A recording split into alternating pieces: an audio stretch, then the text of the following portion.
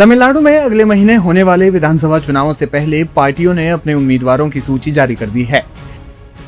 इन सभी सूचियों में एक खास पैटर्न नजर आ रहा है।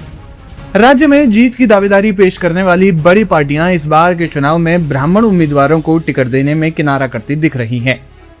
इसके पीछे कई वजहें हैं और राजनीतिक विश्लेषक इसे राज्य की राजनीति में एक बड़ा बदलाव बता रहे हैं।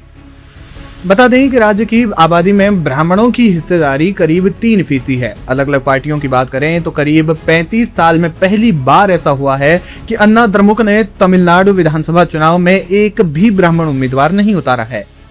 पूर्व मुख्यमंत्री जयललिता के निधन के बाद से करीब 10 सालों में अन्ना द्रमुक ने केवल एक ब्राह्मण उम्मीदवार को मौका दिया है। पार्टी ने 2021 के चुनाव में पूर्व पुलिस महानिदेशक आर नटराज को उम्मीदवार बनाया था।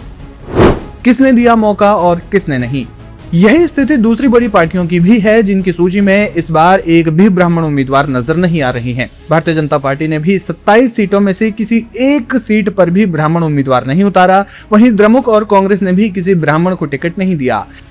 इसके अलावा अभिनेता विजय की पार्टी तमिलगा वेत्री कजगम ने 2 ब्राह्मण उम्मीदवार उतारे हैं।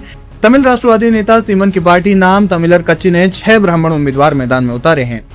इन दलों ने माइलापुर और श्रीरंगम जैसे क्षेत्रों को चुना है जहां ब्राह्मण मतदाताओं की संख्या ज्यादा है। AIADMK ने क्यों नहीं उतारे ब्राह्मण उम्मीदवार? इन आंकड़ों से ये साफ है कि राज्य की राजनीति में ब्राह्मणों का प्रभाव घटा है। राजनीतिक विश्लेषकों का मानना है कि ब्राह्मण मतदाता लंबे समय से अन्ना द्रमुक यानी AIADMK के साथ रहे हैं, लेकिन हाल के वर्षों में उनका झुकाव भारतीय जनता पार्टी की ओर बढ़ा है।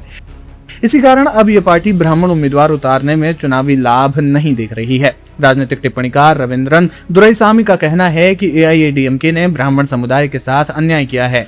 उनके मुताबिक जया और MGR ब्राह्मण उम्मीदवारों को हमेशा मैदान में उतारते थे। वहीं टाइम्स ऑफ इंडिया ने अपनी एक रिपोर्ट में राजनीतिक विश्लेषक अरुण कुमार के हवाले से बताया कि AIADMK ने दशकों तक ब्राह्मणों का समर्थन बनाए रखा, लेकिन हाल के सालों में इसमें बदलाव आया है।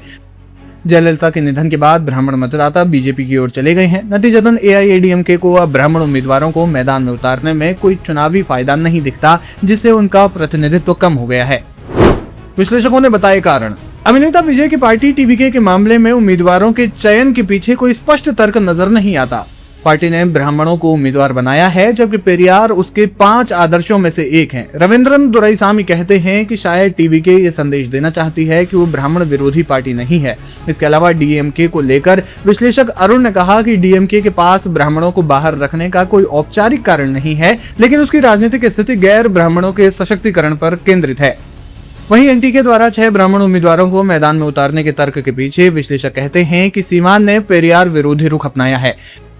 राजनीतिक विश्लेषक अय्यनाथन ने कहा कि RSS से जुड़े कार्यक्रम में हिस्सा लेते हुए उन्होंने कहा था कि वह द्रविड़ दीवार को ब्राह्मण कड्डा परई यानी सब्बल से तोड़ देंगे।